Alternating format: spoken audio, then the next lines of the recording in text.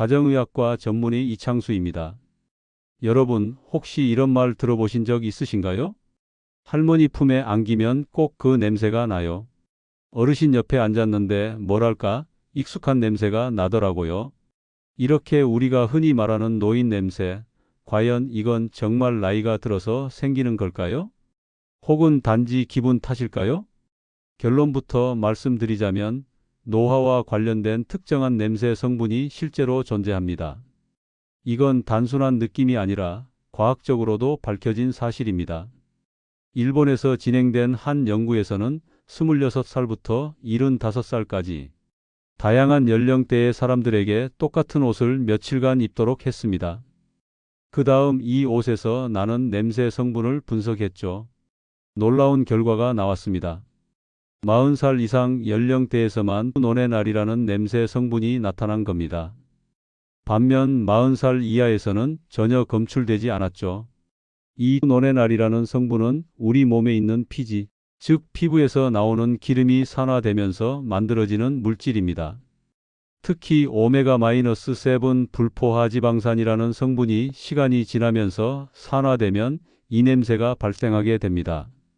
젊을 땐 유분도 많고 수분도 풍부하기 때문에 이런 산화가 잘 일어나지 않는데요. 나이가 들면 피부는 점점 건조해지고 수분도 줄고 그러면서 이 산화 반응이 훨씬 쉽게 일어나게 됩니다. 즉, 피지의 양 자체가 많아서가 아니라 산화되기 쉬운 환경이 되어버리는 게 문제인 겁니다. 그래서 어떤 분들은 이렇게 말하시곤 하세요.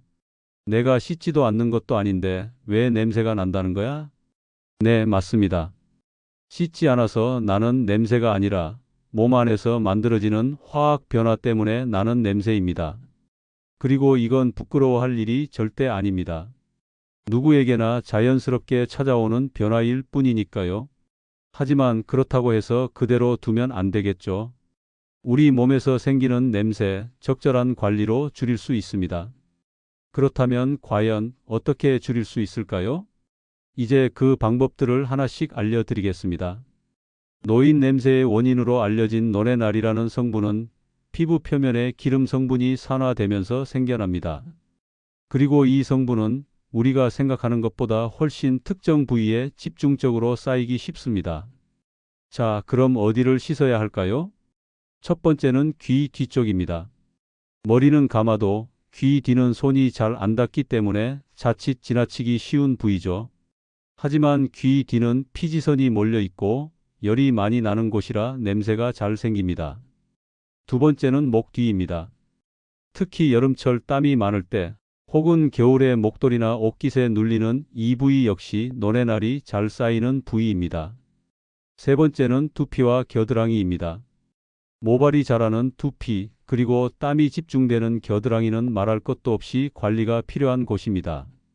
이 두 곳 역시 피지 분비가 활발하고 노폐물이 잘 달라붙는 환경이기 때문입니다. 이 부위들을 하루에 한 번 샤워하거나 세수할 때 정성스럽게 닦아주는 것이 가장 중요합니다. 단 여기서 주의할 점이 있습니다. 나이가 들수록 피부가 얇아지고 건조해지기 때문에 떼수건으로 박박 문지르기보다는 순한 비누와 따뜻한 물에 적신 면수건을 사용하는 것이 훨씬 좋습니다. 저는 예전엔 그냥 머리만 감았지 귀 뒤나 목 뒤는 제대로 안 씻었거든요. 근데 딸아이가 귀 뒤 좀 닦아보라고 해서 매일 저녁마다 수건으로 닦았더니 며칠 지나니까 아들이 엄마 냄새 안 난다고 하더라고요. 이렇게 말씀해 주신 분은 68살 김말순 할머니입니다.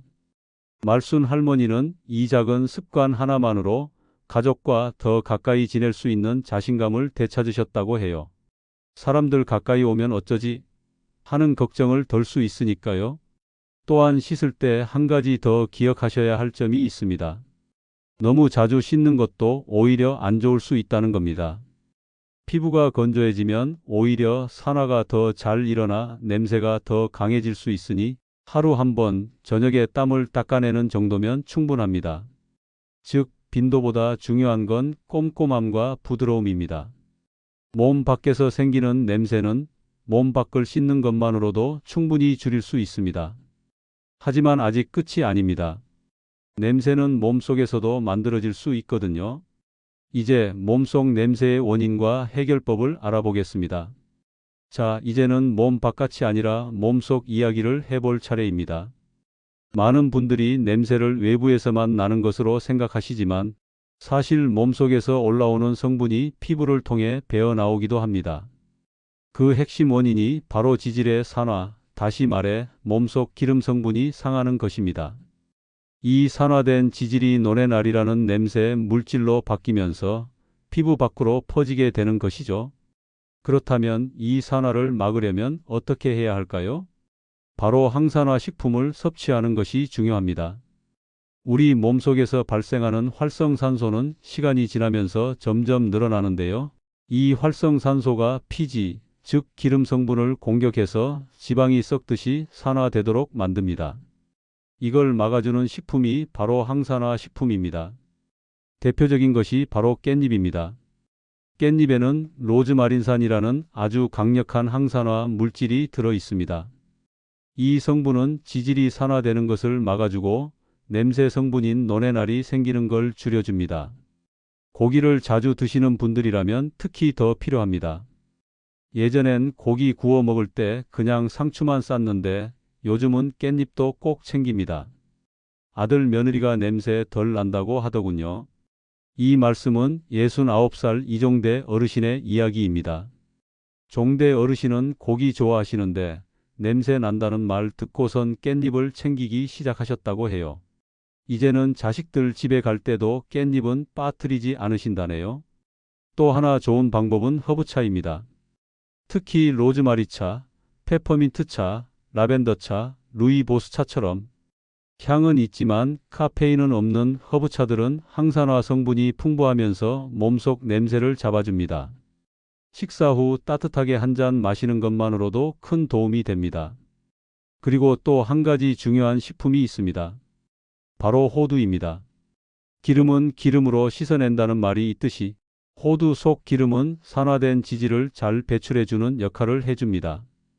단, 공기와 오래 닿은 깐 호두는 오히려 산패되어 쩐내가 날 수 있으니 조심하세요. 껍질째 통호두를 까서 먹거나 밀봉된 신선한 제품을 사용하는 것이 좋습니다. 혹시 호두가 어렵다면 아몬드, 캐슈넛, 피스타치오 같은 신선한 견과류도 괜찮습니다. 물론 소금이 뿌려진 견과류보다는 무염 견과류가 훨씬 더 좋습니다. 마지막으로 하나 더 소개할게요. 바로 구기자입니다. 구기자는 예부터 간 건강과 항노화에 좋은 약재로 알려져 있는데요. 간은 우리 몸의 지방 대사를 조절하는 중요한 기관입니다. 간 기능이 좋아지면 지방이 산화되어 냄새가 날 틈도 줄어들게 됩니다. 특히 구기자차로 매일 한 잔씩 마셔주면 눈 건강과 피부, 채취 관리에 모두 도움이 됩니다. 지금까지 말씀드린 깻잎, 허브차, 호두, 구기자 이 네 가지 식품은 냄새가 몸 밖으로 나오기 전에 몸속에서부터 잡아주는 해결사 역할을 한다고 할 수 있습니다. 몸을 닦는 것도 중요하지만 몸속을 맑게 하는 것이야말로 근본적인 관리입니다. 자, 지금까지는 몸 밖을 잘 씻는 법, 몸 안을 깨끗하게 하는 음식에 대해 말씀드렸죠. 그런데요, 아무리 잘 씻고 좋은 음식을 먹어도 생활 습관이 제대로 잡히지 않으면 냄새는 여전히 남아있을 수 있습니다. 특히 중요한 건 환경에 배어 있는 냄새입니다. 여러분 혹시 이런 경험 있으신가요? 누군가의 방에 들어갔는데 사람은 없는데도 그 사람 특유의 냄새가 나는 경우요. 그 이유는 아주 간단합니다. 냄새 성분이 침구, 옷, 커튼, 방 안 공기 등에 그대로 남아있기 때문입니다. 그래서 우리가 아무리 샤워를 열심히 해도 침대 시트, 베개, 옷, 이불 같은 것들을 제대로 관리하지 않으면 냄새가 다시 몸에 배어 나오게 되는 겁니다. 이럴 때 필요한 건 아주 간단한 생활 습관 3가지입니다. 첫 번째는 환기입니다. 매일 아침 딱 15분만이라도 창문을 활짝 열어두는 것, 이게 정말 중요합니다. 공기가 돌지 않으면 냄새는 그대로 머무르고 점점 더 진해지기 때문이죠. 특히 겨울철에 창문을 닫고 지내는 날이 많을수록 환기를 의식적으로 해주는 것이 필요합니다. 두 번째는 침구 세탁주기입니다. 침대 커버, 이불, 베개는 땀이 마르면서 냄새가 스며들기 좋은 섬유로 되어 있죠. 그러다 보면 노래날 뿐 아니라 곰팡이 냄새나 퀴퀴한 냄새까지 겹쳐서 더 강하게 느껴집니다. 가장 좋은 건 2주에 한 번, 늦어도 한 달 안에는 꼭 한 번 세탁해 주는 것입니다. 요즘은 건조기 기능이 있는 세탁기도 많이 있으니 햇빛에 말리는 것이 어렵다면 그것도 괜찮습니다. 단, 햇볕이 드는 곳에서 말리는 것이 가장 좋습니다. 햇빛은 자연 살균 효과가 있어서 냄새를 만드는 세균까지 제거해 주기 때문입니다. 세 번째는 수분 섭취입니다. 생각보다 많은 분들이 물을 잘 안 드십니다. 특히 밤에 자고 일어났을 때 입이 바짝 마르는 분들, 입 냄새도 심해지고 체취도 강해질 수 있습니다. 왜냐하면 수분이 부족하면 노폐물이 몸에 더 오래 남고 이게 결국 냄새로 이어지기 때문이죠. 전에는 입이 자주 마르고 입 냄새가 나서 하루에 껌을 서너 개씩 씹었어요. 그런데 요즘은 물병을 옆에 두고 생각날 때마다 한 모금씩 마시거든요. 그랬더니 입도 덜 마르고 몸 냄새도 덜해졌다고 딸이 그러더라고요. 이야기를 들려주신 분은 66살 송정자 할머니입니다. 정자 할머니는 치과 검진을 받으러 갔을 때 잇몸 상태보다 입안이 너무 건조하다는 소리를 듣고 그때부터 물 마시는 습관을 바꾸셨다고 해요. 물은 하루에 무조건 몇 컵? 이런 거창한 계획이 아니어도 됩니다. 눈에 보이는 곳에 물병을 두고 자주 조금씩 마시는 습관, 그게 가장 현실적이고 효과적입니다. 이 세 가지, 즉 환기, 침구 세탁, 수분 섭취만 제대로 해도 냄새는 눈에 띄게 줄어들 수 있습니다.